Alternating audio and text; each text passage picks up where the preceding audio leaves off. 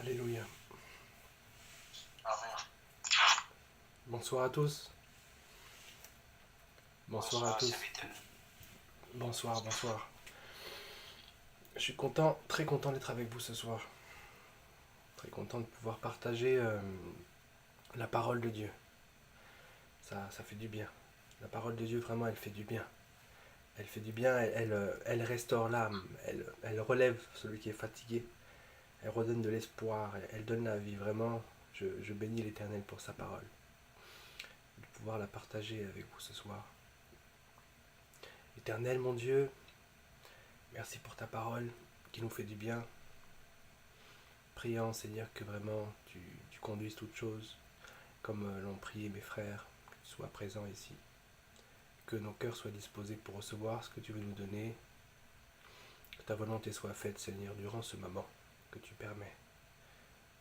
Que ton nom soit glorifié avant toute chose. Au nom de Jésus-Christ. Amen. Alléluia. Alors ce soir, mes frères, je voudrais vous partager un petit peu. J'espère que vous m'entendez bien. Je voudrais parler un petit peu de Jésus-Christ. Parce que Jésus, c'est quand même notre modèle.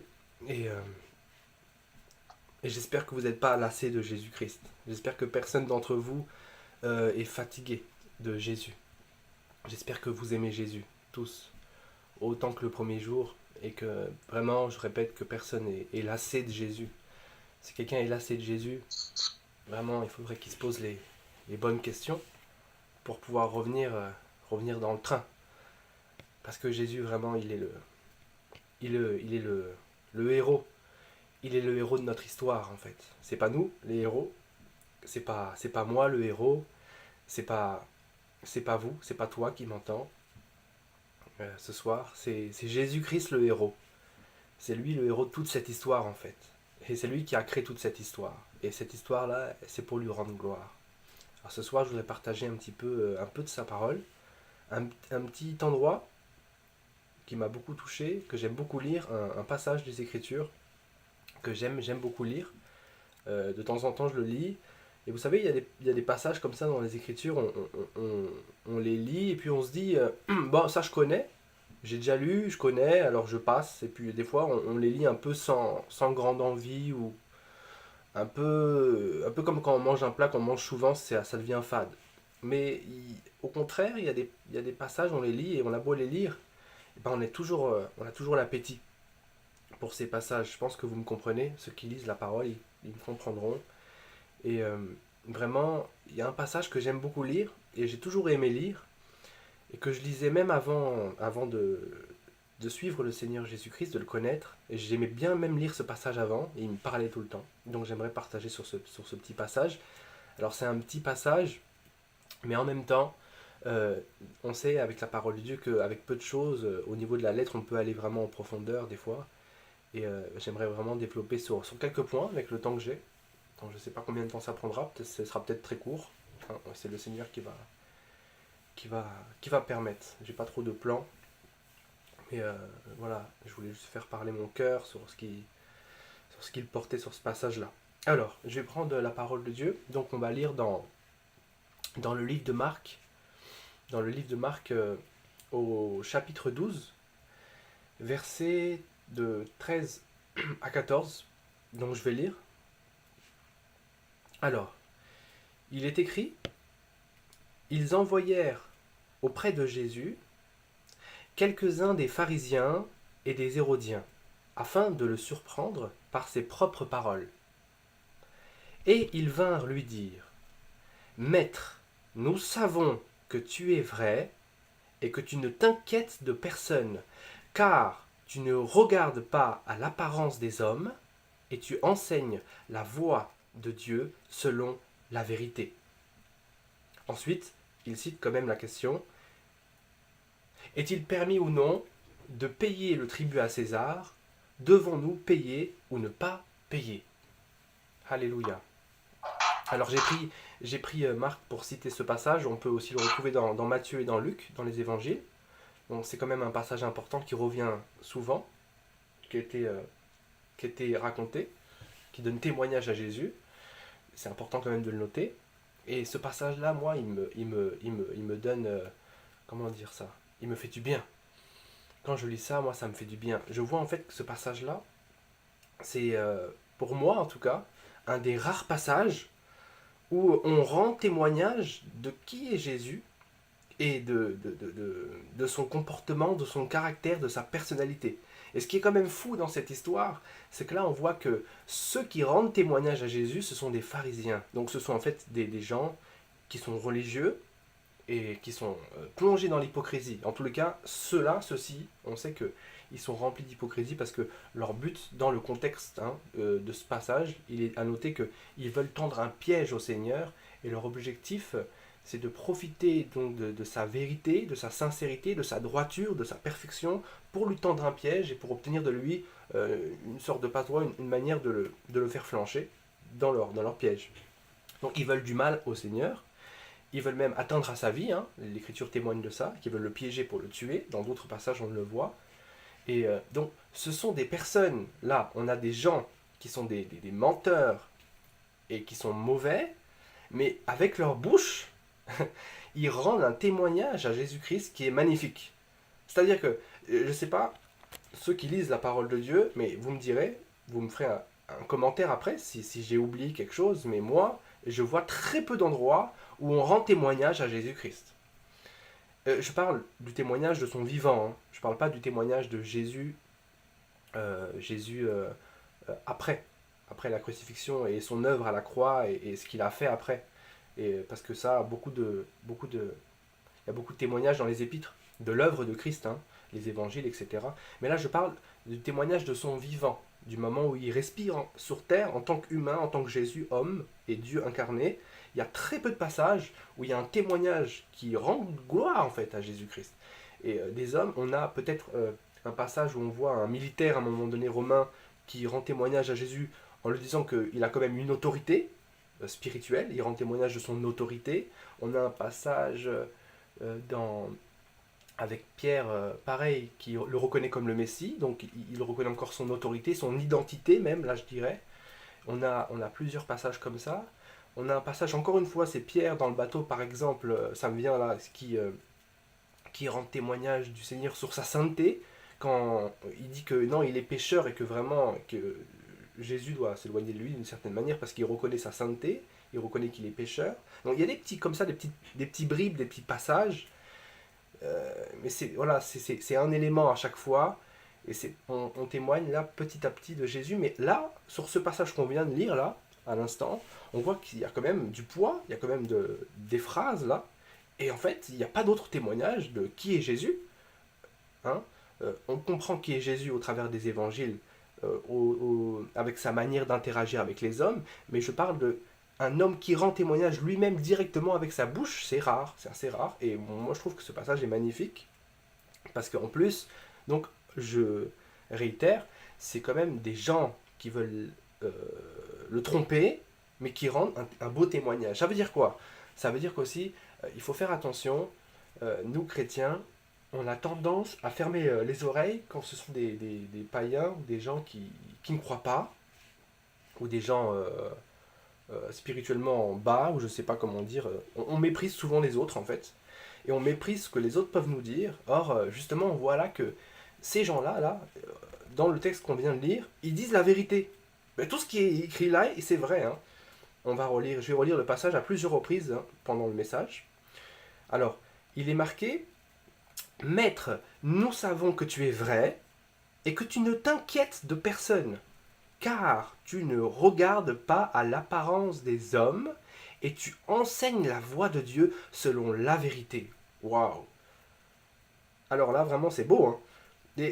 Donc, je réitère, souvent dans nos vies, malheureusement, on ferme les oreilles. Il y a des gens autour de nous qui sont peut-être nos voisins, des gens qui ne sont pas convertis, et sous peine qu'ils ne sont pas convertis, on ne les écoute pas. Mais il faut faire attention, Dieu parle, comme il est marqué, tout le monde connaît ce verset, hein, tout le monde le répète, Dieu parle, tantôt d'une manière, tantôt d'une autre, et on y prend point garde. Dieu nous parle sans arrêt, et des fois on ne fait pas attention. Et c'est pas forcément de la bouche des chrétiens qu'il parle, il le fait et heureusement, Heureusement qu'il le fait, mais on connaît l'histoire, on sait que au travers d'un animal, il a parlé à des hommes de Dieu, et ainsi de suite. Dieu parle au travers de la nature, comme témoigne le livre de Romains. Dieu peut parler vraiment de multiples manières. Et là, en tout cas, ces pharisiens, ces hypocrites, ces menteurs, ces fraudeurs-là, ces meurtriers, ils ont rendu un témoignage vraiment glorieux à Jésus-Christ. Donc c'est magnifique que même des lèvres amères, une bouche aussi mauvaise, une bouche de serpent, peut dire une vérité glorieuse. Déjà, c'est quelque chose il faut méditer.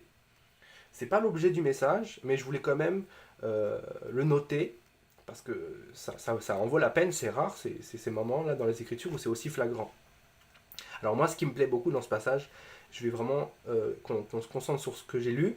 La suite, c'est devons-nous payer à César ou non. Ils veulent le tendre au piège. On connaît tous euh, l'histoire et ce qui se déroule après. Je ne veux pas trop m'attarder dessus. C'est pas vraiment ce qui m'intéresse ce soir. Et puis il y a beaucoup de passages, de messages qui traitent de ça.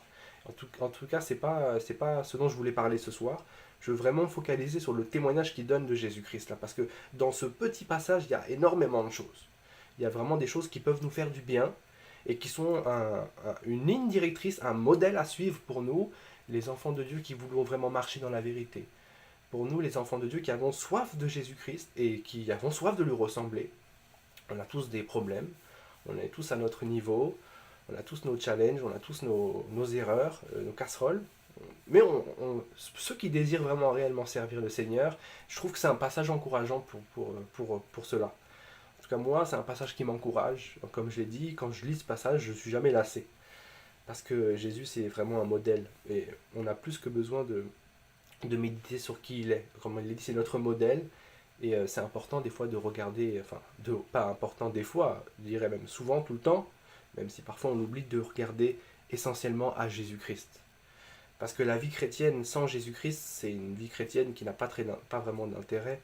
Parfois, on est dans la vie chrétienne et puis la vie, elle devient religieuse parce qu'on oublie en fait le principal, on oublie Jésus, on oublie qui il est, on oublie qu'il est notre Seigneur et qu'il est présent auprès de nous et qu'il est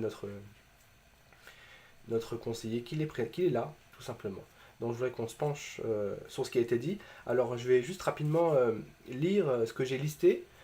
Euh, En fait, ce passage, comme je l'ai dit tout à l'heure, on en parle dans Marc, dans Matthieu et dans Luc. Et j'ai pris une autre version. Là, j'ai lu Louis II, parce que tout le monde a Louis II, comme ça on peut tous être d'accord sur ce qui est cité. J'ai pris la parole vivante, une autre version, et puis j'ai listé dans le Marc, donc Luc et Matthieu, ce même passage, et j'en ai tiré plusieurs éléments que je vais vous lire, que je vais lire avec vous. On va comme ça pouvoir vraiment un peu plus rentrer dans le détail de ce qui a été dit là. Alors, je lis. Donc, si je note tout ce que j'ai pu en tirer. Premièrement, Jésus, il n'est pas impressionné et il ne tient pas compte des positions sociales et des opinions. Donc, il ne fait pas de différence entre les hommes déjà. Bon, déjà, on voit que nous, on est complètement éliminés. Moi, je suis éliminé personnellement. Je pense que tout le monde est éliminé déjà. Aujourd'hui, en tout cas dans nos vies, on a un grand problème avec ce genre de choses. Euh, on, on fait attention au niveau des apparences, on est catastrophique. Je veux dire, on chute tout le temps avec ça et on n'est pas des modèles. Mais on voit que le Seigneur Jésus, ben, en fait, lui, les positions sociales, ça lui dit rien. Donc, que tu sois déjà directeur du lycée ou que tu sois la ménagère qui lave les toilettes, pour lui, c'est la même chose. Quand il va te croiser, il va te dire la même chose. Il va regarder ton cœur, il va te parler. Il va regarder dans tes yeux et il va parler avec sincérité, droiture. Il va pas t'ignorer parce que tu laves le sol. Il va pas faire une courbette devant toi parce que tu as le dernier des diplômes et parce que tu as un bureau avec le chauffage et tout ce qu'il faut. Il se moque de ça en fait. Non, c'est pour ça que j'aime Jésus-Christ. Parce qu'il est vrai. Il est vrai avec tous les hommes. Il est sincère et droit avec tous les hommes. Et il fait exception de personne. Et ça, c'est vraiment magnifique. Et il faut le noter. Nous, souvent, on a un problème avec ça. Et je pense que c'est vraiment dégradant comme comportement quand je vois encore des personnes qui font distinction, justement. Que ce soit au niveau des métiers, au niveau du rang social. Là, j'ai parlé des métiers, mais ça peut être simplement les origines. Il y a encore des gens qui font des différences. Hein. Jésus, quand il croise un Thaïlandais ou un Norvégien, si Jésus il croise un Sénégalais, un Canadien, il fera la même chose. Il sera le même. Il sera droit, honnête, simple et sincère avec toi. Et il te parlera avec droiture et avec franchise. Peu importe d'où tu viens, peu importe de quelle extrémité de la terre tu viens, de quelle île tu viens, Jésus sera le même. Rassure-toi que Jésus sera le même avec toi. Peut-être que les hommes ont été différents avec toi, peut-être que tu as été beaucoup méprisé, mais Jésus ne te méprisera jamais, peu importe d'où tu viens, peu importe de quel endroit environ tu viens, Jésus ne te méprisera jamais. Et c'est un encouragement pour nous, de voir qu'on a vraiment un Seigneur qui est vraiment glorieux. Nous, vraiment, on a failli à ce niveau-là. Beaucoup ont failli à ce niveau-là. En tout cas, de ce que je connais de l'homme, malheureusement, c'est pitoyable. Les gens qui font des distinctions, je reviens sur les rangs sociaux au niveau des métiers, vraiment, ça fait pitié, en fait. Les gens qui méprisent certaines personnes, même au niveau, je sais pas, au niveau, je parlais des métiers, des origines, mais ça peut être même l'argent. On voit, Jacques parle beaucoup de ça. J'aimerais qu'on lise d'ailleurs ce passage qui résume un peu ce que je suis en train de dire. La parole de Dieu parlera d'elle-même. Je vais prendre dans Jacques au chapitre 2, à partir du verset 1, je vais lire, comme ça va parler de soi-même. Il est écrit: Mes frères, que votre foi en notre glorieux Seigneur Jésus-Christ soit exempte de toute acception de personne. Supposez en effet qu'il entre dans votre assemblée un homme avec un anneau d'or et un habit magnifique, et qu'il y ait entre autres aussi un pauvre misérable vêtu. Si tournant vos regards vers celui qui porte l'habit magnifique, vous lui dites: Toi, assieds-toi ici à cette place d'honneur, et si vous dites au pauvre: Toi, tiens-toi là debout, ou bien assieds-toi au-dessous de mon marchepied, ne faites-vous pas en vous-même une distinction, et ne jugez-vous pas sous l'inspiration des pensées mauvaises? Écoutez, mes frères bien-aimés, Dieu n'a-t-il pas choisi les pauvres aux yeux du monde pour qu'ils soient riches en la foi et héritiers du royaume qu'il a promis à ceux qui l'aiment? Et vous avilissez le pauvre. Ne sont-ce pas les riches qui vous oppriment et qui vous traînent devant les tribunaux? Ne sont-ce pas eux qui outragent le beau nom que vous portez? Si vous accomplissez la loi royale, selon l'Écriture, tu aimeras ton prochain comme toi-même, vous faites bien. Mais si vous faites acception de personne, vous commettez un péché, vous êtes condamnés par la loi comme des transgresseurs.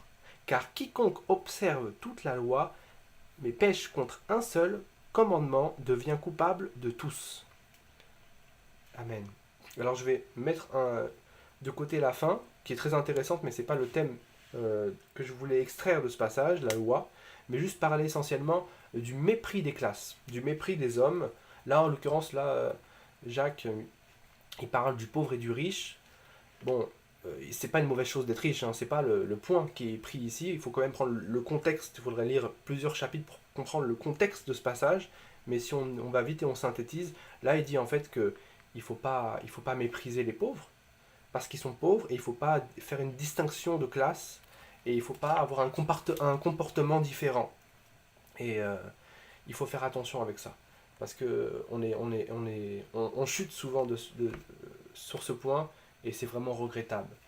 Vraiment, ça peut être humiliant pour des hommes et des femmes, et ça peut blesser, ça peut braquer. On peut être vraiment une occasion de chute, même pour des frères et des sœurs qui viennent dans une assemblée. Mais là, je parle de l'assemblée. C'est vrai que ce passage traite de l'assemblée, mais on pourrait prendre ça plus globalement au niveau de notre vie quotidienne. On est amené à être des lumières partout. L'église, c'est pas dans un bâtiment. L'église, c'est nous. On est l'église, enfants de Dieu, nous qui sommes chrétiens. Et l'église se déplace partout. Et partout, nous devons donc faire attention à ce genre de choses. Et être les mêmes avec tout le monde, avec qui que ce soit, avec le pauvre, l'indigent, avec celui qui a aussi de l'argent à respecter aussi. Il ne faut pas non plus mépriser ceux qui ont l'argent. Il faut être juste, comme le Seigneur était juste. Et c'est ce que ces pharisiens font. Ils rendent témoignage à Jésus que, en fait, peu importe, il ne s'inquiète de personne. Il est marqué: tu ne t'inquiètes de personne, car tu ne regardes pas l'apparence des hommes. Donc ne regardons pas l'apparence des hommes. Si dans les transports, tu sens que quelqu'un sent mauvais, n'est pas cette attitude habituelle de vouloir mépriser cet homme. Peut-être que cet homme-là a besoin d'aide, tu ne connais pas sa vie, peut-être qu'il sentait bon il y a une semaine, et il était peut-être même, tu l'aurais salué, tu l'aurais fait un sourire, mais ne le dédaigne pas. Cet homme peut-être a besoin d'une parole, peut-être cet homme a besoin d'aide, mais ne fais pas attention à son apparence. Juge-le comme Christ l'aurait jugé.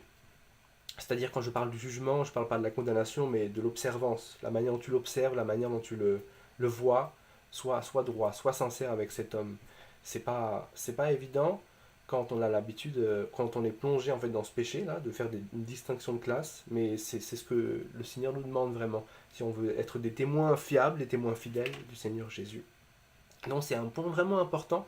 Je pense qu'on pourrait vraiment détailler loin, sur rien que ce thème-là, faire un message complet, et ça le mérite, mais je voudrais quand même passer à la suite. Il y avait d'autres points que j'ai extraits de ce témoignage-là, qui a été donné du Seigneur Jésus, et donc je vais passer à la suite. Mais vraiment, il faut faire attention avec ça.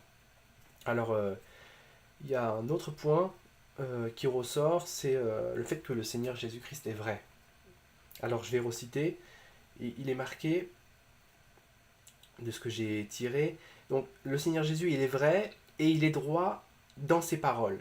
Et il dit toujours la vérité. Donc, en reprenant Louis II, il va lui dire: Maître, nous savons que tu es vrai. Et à la fin, il est marqué: et tu enseignes la voie de Dieu selon la vérité.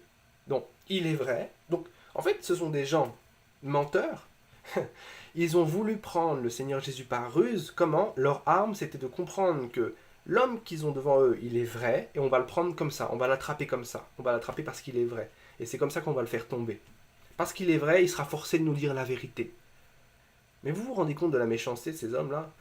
En fait, ils savaient qu'ils avaient affaire à quelqu'un de vrai, mais ils voulaient quand même le tuer. Comment en arriver là? Ça montre à quel point l'homme peut avoir un cœur mauvais.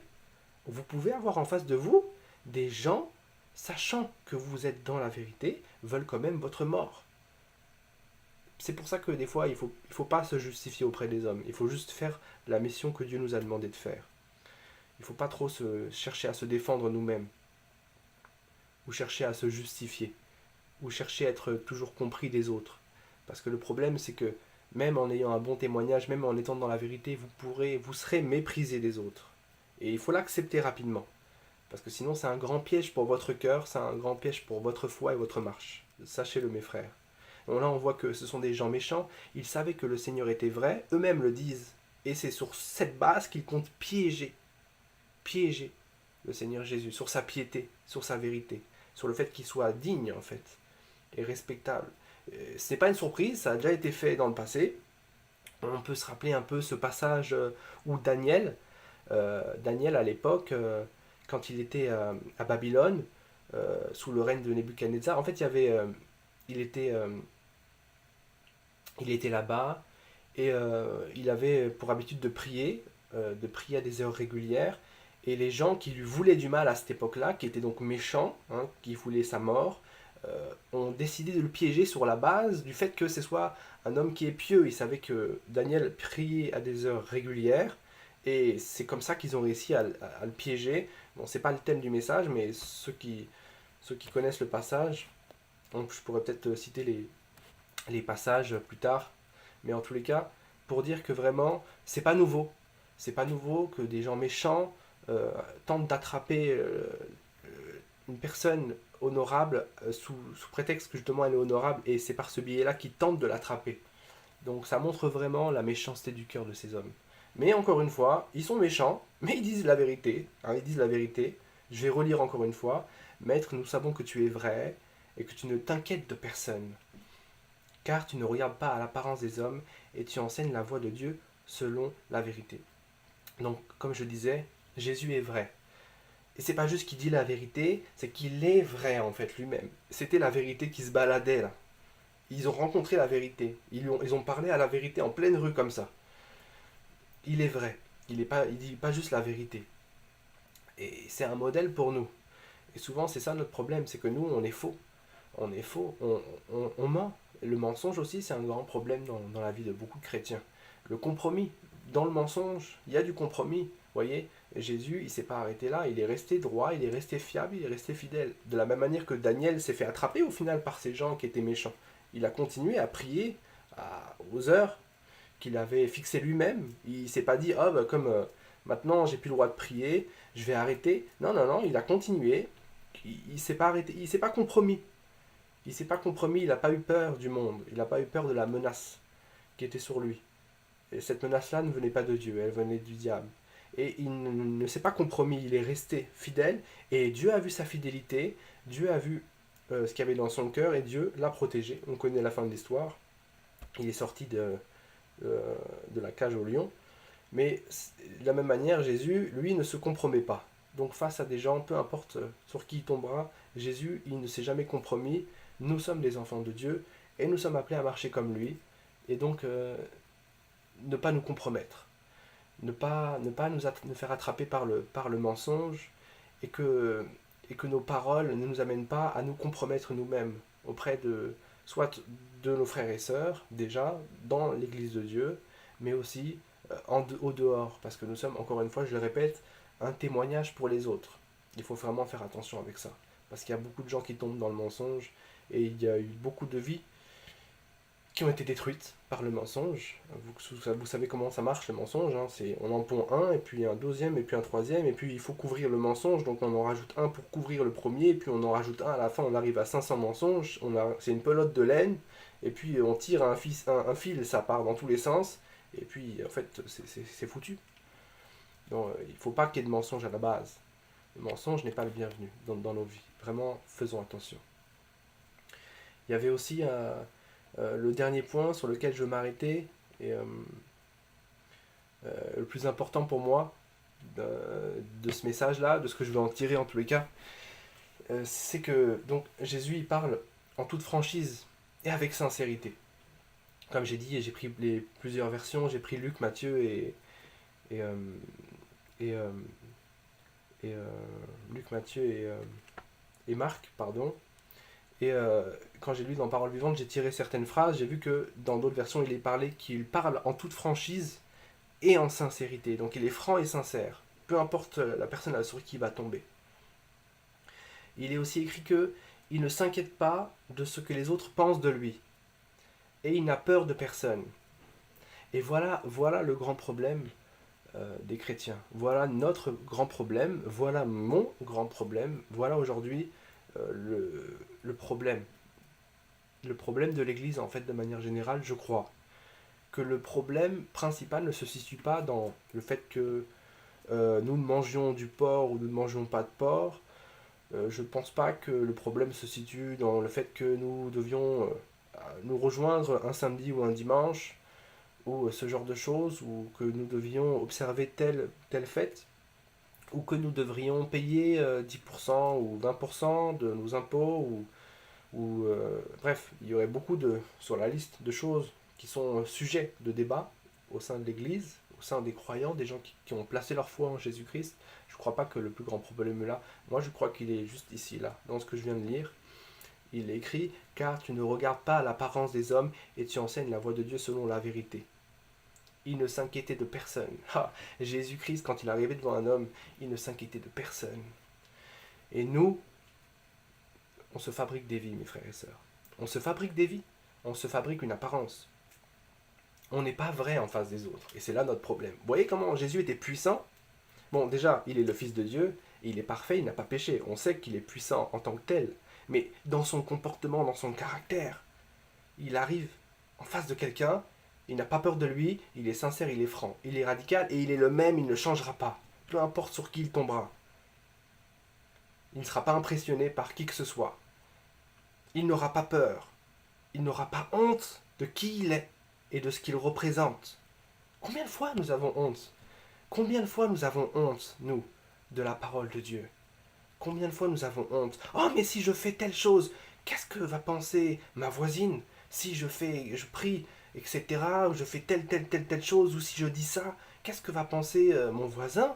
Et au travail, qu'est-ce que va penser mon patron si je fais... Non, si mon patron, je fais ça, il va croire que je suis comme ça. Mais oui, il va croire que t'es comme ça, parce que t'es comme ça, mon ami, t'es chrétien. T'es un enfant de Dieu. T'as confiance en Dieu. Donc oui, si tu fais ça, il va croire que t'es qui t'es. Mais pourquoi t'as peur de le montrer? Pourquoi tu te fatigues? Pourquoi tu te fatigues à cacher quelque chose que t'es? Pour montrer quelque chose que t'es pas? Ouais, c'est pour ça que tu es faible. C'est pour ça qu'on est faible. Parce qu'on passe notre temps à cacher, à faire croire, à faire semblant, à paraître. Au lieu de simplement être comme Jésus marchait là, droit, il est qui il est. Point final. Que ça plaise ou non à personne, il est qui il est. Ça plaît pas, tant pis. Comme il disait lui-même, hein, si t'es avec moi, tu rassembles. Si t'es pas avec moi, tu te disperses. Point final. Si tu me détestes, déteste-moi. Si tu m'aimes, tu m'aimes. Point à la ligne. Il s'est pas dit, oh mais vraiment, si je dis à mes frères et sœurs, oh ma mère c'est celui qui fait la parole de Dieu et mon frère c'est celui qui fait la parole de Dieu, hein, qui respecte, c'est celui-là, mon frère et ma mère. Mais Jésus s'est pas dit, mais si je dis ça, qu'est-ce que va penser Marie? Qu'est-ce qu'ils vont penser? Elle m'a quand même élevé, hein, elle a quand même changé mes couches, elle a quand même fait sa tête, elle m'a appris à parler. Si je lui dis ça, elle risque de mal prendre. Mais non, il a, il a un plan, il a un objectif. Il n'y a pas de si je fais ça, elle va penser que si et que ça. Il n'y a pas de pensée de méli-mélo dans sa tête. Il est simple, il est clair, il est vrai. En fait, c'est clair. C'est tellement clair que nous, on n'est pas habitués à ça. Parce qu'on est faux. On a appris, depuis qu'on est enfant, à être faux, à cacher, à tromper, à changer, à tordre. Voilà comme on est. On est tellement habitué à ça que quand on nous parle comme ça, quand on voit quelqu'un qui agit comme ça, on fait waouh! Qu'est-ce que c'est que ça? C'est spécial. Ben oui, c'est spécial. Parce qu'on l'est pas. Si on le serait tous, ce serait plus spécial, ce serait normal. Mais malheureusement, on l'est pas. Je vous dis, on fait trop attention au paraître. On agit d'une manière, on a peur des autres. On a peur de montrer que. On a honte même de la parole de Dieu. J'ai pris un passage qui m'a parlé quand je méditais sur ce thème-là. C'est dans Luc. Jésus disait, dans Luc 16, excusez-moi, Luc 16 au verset 15, pour ceux qui voudraient suivre plus tard, vous cherchez à paraître juste devant les hommes. Vous voyez, il parlait encore à des pharisiens, ou à des hommes en tout cas, qui étaient hypocrites. Il dit, vous cherchez à paraître juste. En gros, lui, il dit que non, mais moi je suis juste, je suis juste. Toi, tu cherches à paraître juste. Mais mon frère, si tu as la vie de Dieu en toi, si tu as le Saint-Esprit, c'est un don que tu as. Dieu t'a fait ce don gratuitement. Pourquoi tu veux chercher à paraître autre chose que ce que tu as à l'intérieur de toi? Manifeste ce que tu as à l'intérieur de toi.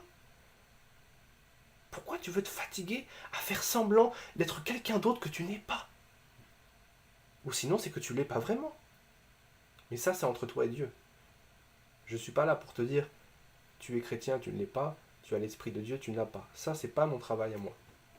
Ça, c'est toi et Dieu. C'est ta conscience qui rend témoignage que tu es un enfant de Dieu, ou que tu ne l'es pas. C'est un autre point.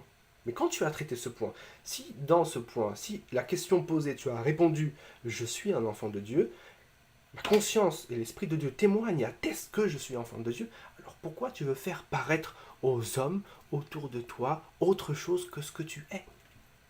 C'est quoi enfant de Dieu? C'est quelqu'un qui a Jésus-Christ. Parce que l'Esprit de Dieu, c'est l'Esprit de Jésus-Christ. Donc c'est que tu as Jésus en toi. Donc si tu veux faire paraître autre chose que Jésus-Christ en fait en toi, c'est que tu as honte de Jésus. Combien de fois tu as eu honte de Jésus-Christ? Mon frère, moi j'ai eu... Je dis mon frère, ma soeur aussi. Je parle à tout le monde ce soir. Moi aussi, plein de fois j'ai eu honte de parler.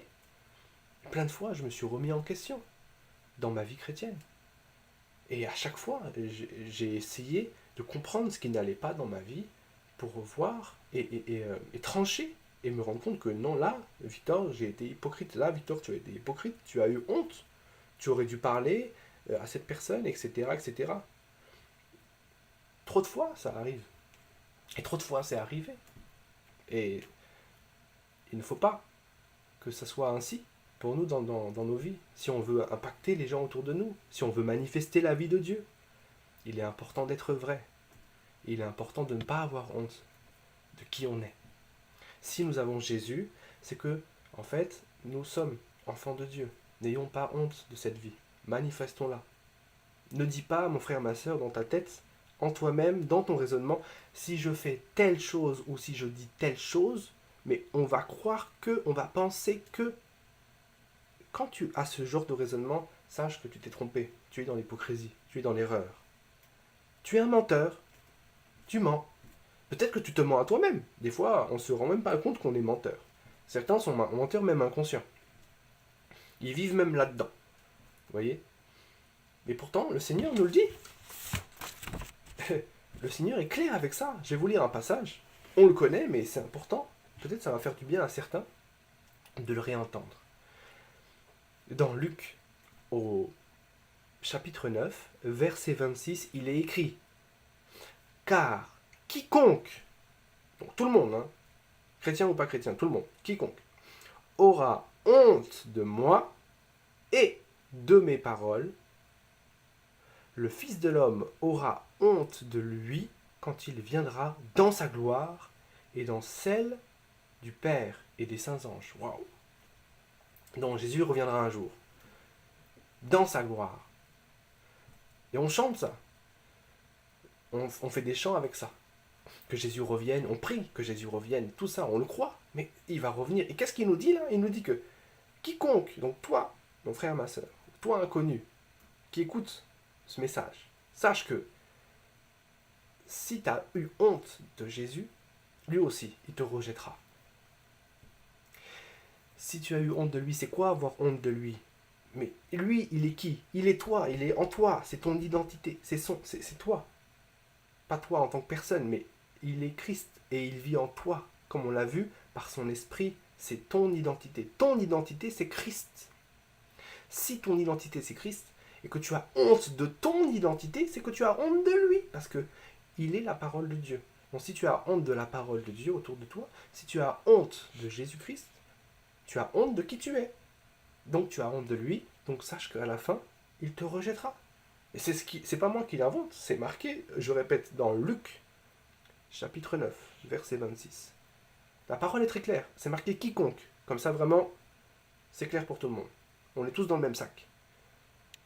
Mais je le comprends, moi je comprends ce genre de parole. Des fois, elle m'a fait peur, des fois, elle m'a rassuré dans ma vie chrétienne. Mais qu'elle m'ait rassuré ou qu'elle m'ait fait peur, j'avoue qu'elle est vraie, et qu'elle est sincère, elle est juste. Je pense que ta conscience qui écoute ce message, elle atteste que cette parole, elle est juste. C'est juste.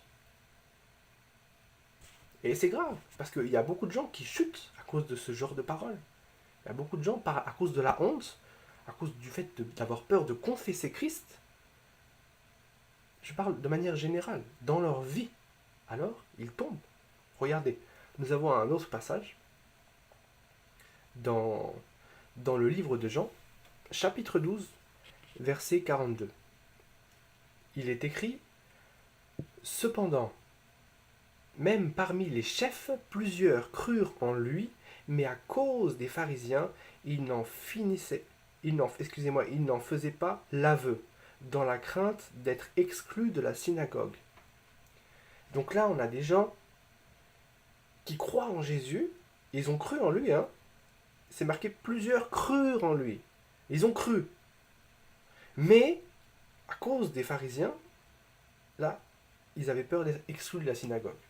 Là, la synagogue dont on parle, c'est la synagogue de Satan. C'est pas la bonne synagogue. Il y a plusieurs synagogues, mais celle-ci, elle est mauvaise. Parce que celle-ci, elle empêche de témoigner de Christ. Donc celle-ci, c'est une synagogue, on dirait, antichrist. Donc c'est une synagogue de Satan. Donc il y a des gens, à cause, le fait qu'ils aient peur, à cause des autres, à cause de leur entourage, en fait, ben, ils ont peur de confesser Christ. En fait, mon ami, quand tu as peur de confesser Christ, écoute-moi, je vais répéter la même chose, hein, mais il faut que... En fait, c'est important. Quand tu as peur de confesser Christ, sache que tu as peur de confesser qui tu es. Mais si tu as peur de confesser qui tu es, qu'est-ce que tu veux faire dans la vie? Le mieux, c'est pour ça que je commence un peu à comprendre quelques paroles. Maintenant, quand dans la parole c'est écrit que celui qui vole continue à voler, que celui qui ment continue à mentir, que celui qui se sanctifie continue à se sanctifier, ce genre de choses, je commence à comprendre. C'est vrai, mais mieux vaut aller être dans le monde et baigner dedans. Il ne faut pas être entre les deux. Tu vas souffrir, mon ami.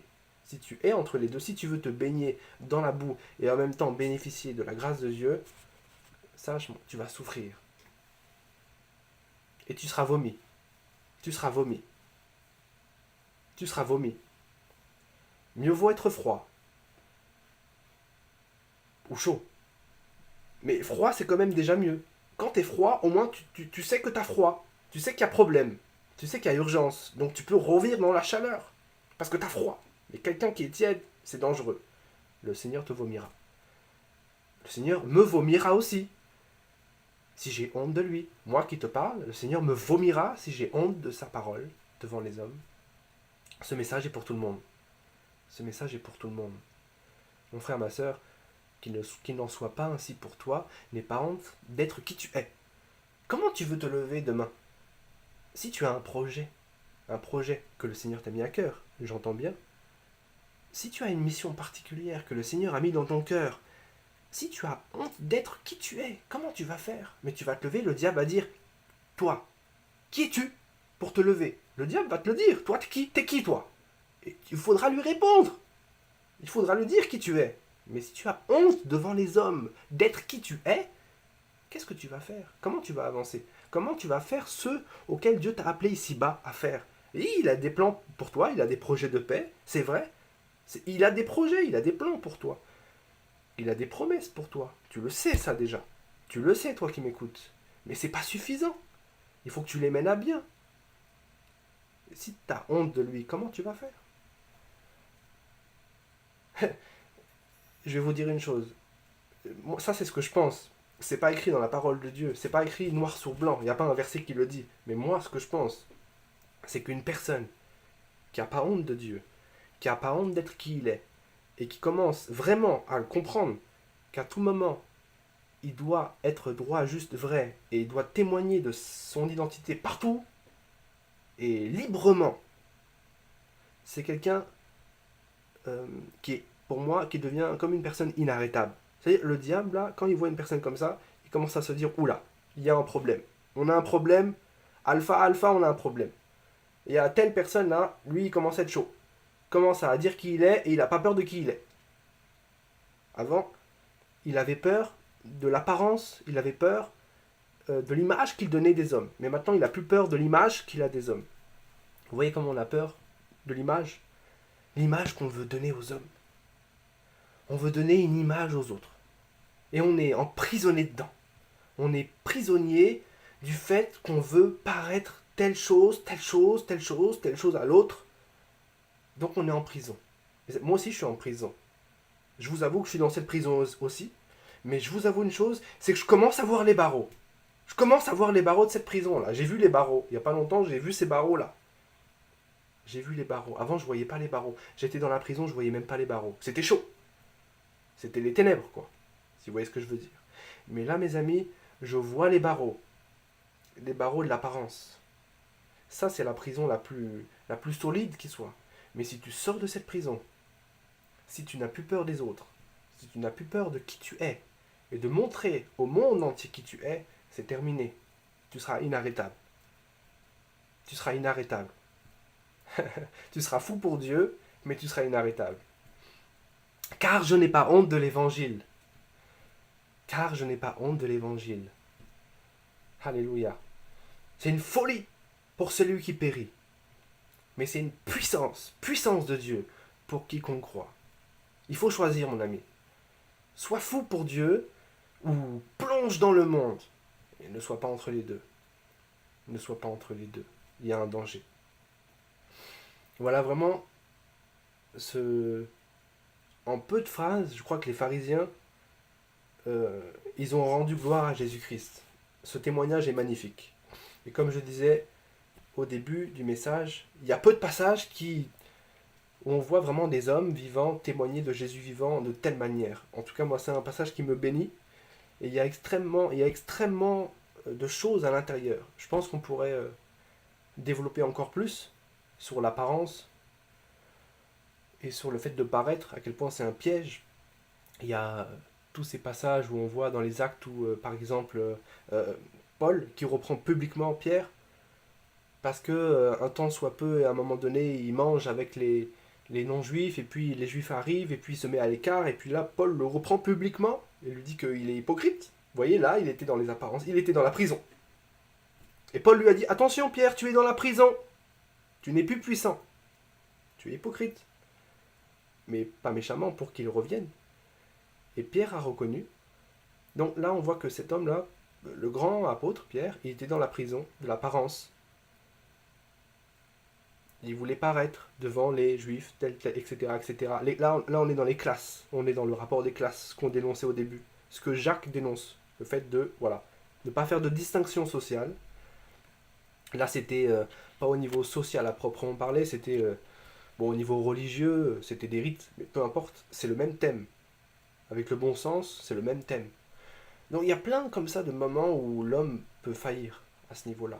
Et Jésus, lui, non, il était parfait, mes amis. C'est pour ça que j'aime trop Jésus. Parce que quand je vois ce passage, Jésus était parfait. C'est le plus beau des passages, où on voit vraiment euh, la personnalité même de Dieu sur terre, comment il se comporte avec les hommes. Voilà, c'est vraiment ce que je voulais vous partager ce soir. Euh, J'espère que ça aura parlé à quelques-uns. C'est surtout pour nous encourager, vraiment, comme je disais, à ne pas avoir honte. Et on en est tous quelque part. Et parfois on faillit tous, hein, mais c'est pas grave. Dieu nous relève.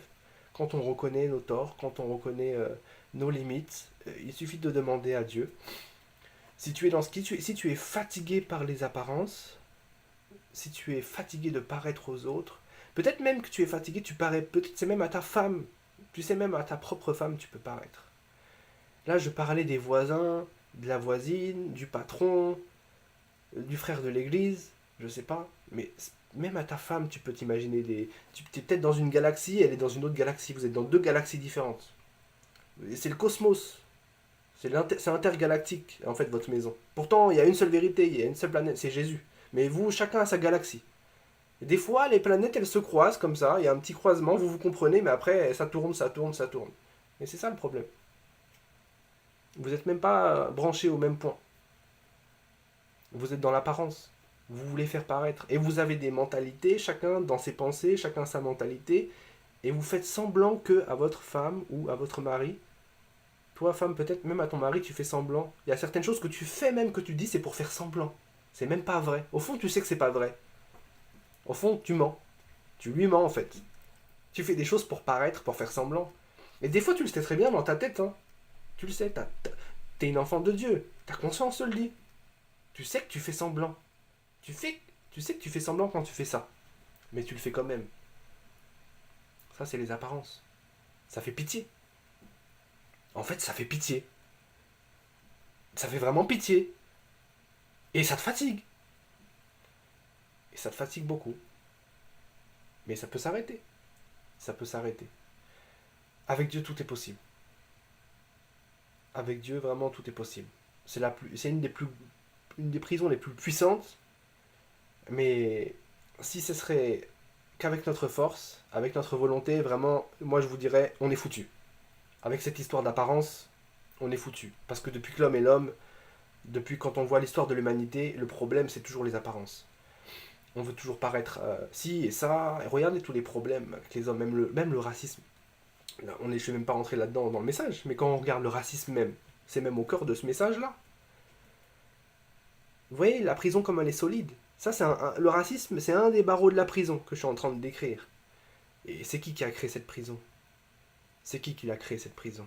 C'est pas le diable. C'est le diable qui a créé la prison. C'est pour emprisonner les hommes. Ça aussi, ça prendrait beaucoup de temps. En parler du racisme, le truc. T'es blanc, t'es noir, t'es telle chose, moi je suis ci, moi je suis congolais, je vais pas avec les Sénégalais, parce que c'est ce machin, parce que c'est ta ta ta ti, ta ta ta ta. Ça fait pitié.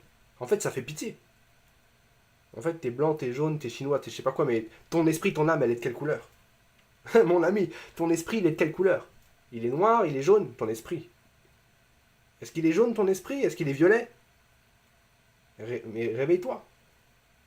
Si t'es encore dans ces idées de blanc, jaune, noir, là, t'es au niveau 1, là. Il faut monter au niveau au moins 2 pour monter. T'es dans la prison.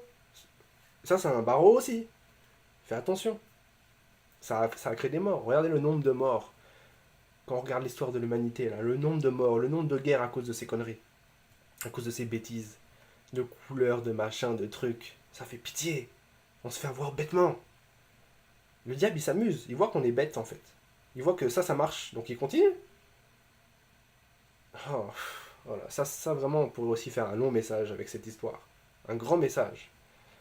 Mais c'était pas l'idée. C'est pas l'objet. Mais sachez, ouais, n'oubliez pas, le racisme, c'est le diable qui l'a créé. Ça, c'est un... mon frère, Quand tu es raciste dans ton cœur là, quand tu es raciste, et le racisme de manière générale, hein, parce que c'est gros, le racisme c'est plein de trucs. C'est plein de trucs. Tu fais pas une image, une petite image. C'est un truc complexe.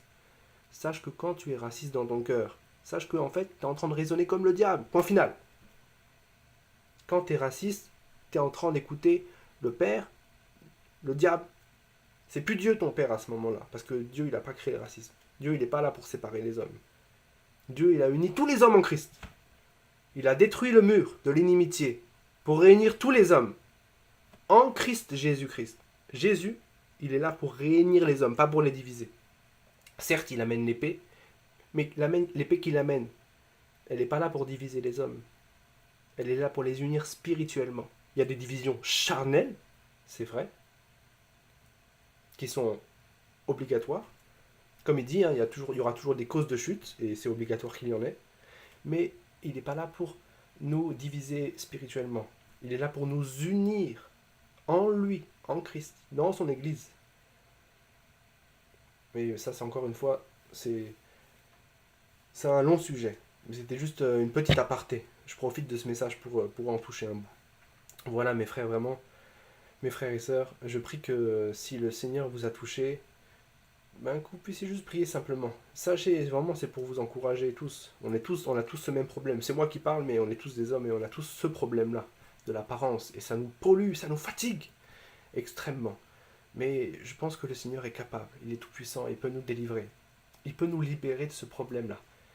Il peut nous libérer, il peut faire de nous des hommes, des hommes vrais, des hommes intègres, sincères, francs, qui ne font pas de distinction entre notre prochain, afin de pouvoir distinguer chez l'autre, chez ton prochain, de pouvoir voir l'autre en Christ, qu'il est en Christ.